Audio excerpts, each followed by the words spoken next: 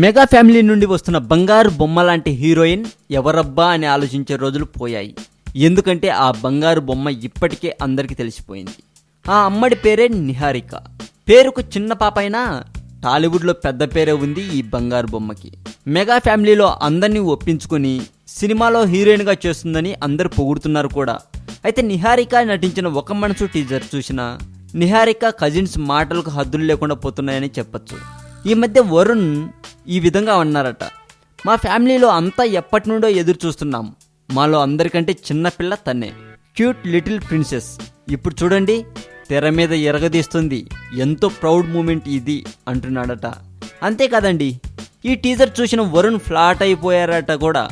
నిహారిక ఎరగదీసింది ఒక డెబ్యూ సినిమాలో, అంతకంటే ఎవరేం చేస్తారు చెప్పండి.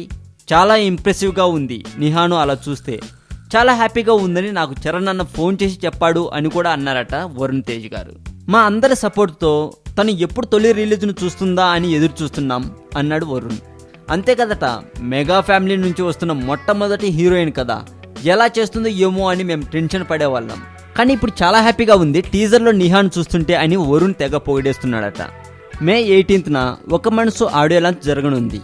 అయితే ఈ కార్యక్రమానికి మెగాస్టార్ చిరంజీవి గారు వస్తారో రారో తెలియదు, కానీ యంగ్ హీరోలు చరణ్, బన్నీ, వరుణ్ తేజ్, సాయి ధరమ్ తేజ్ మాత్రం వస్తున్నారట.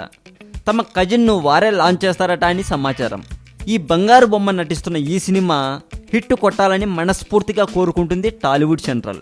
ఒక మనసు సినిమాలో నాగశౌర్య హీరోగా, నిహారిక హీరోయిన్గా నటించగా ఈ సినిమాకి డైరెక్షన్ రామరాజు గారు చేస్తున్నారండి. ఈ వీడియో మీకు నచ్చినట్లయితే లైక్ చేయండి, షేర్ చేయండి. ఈ వీడియో మీద మీ కామెంట్ కూడా పోస్ట్ చేయవచ్చు. మరింత టాలీవుడ్ సమాచారం కోసం సబ్స్క్రైబ్ చేయండి టాలీవుడ్ సెంట్రల్.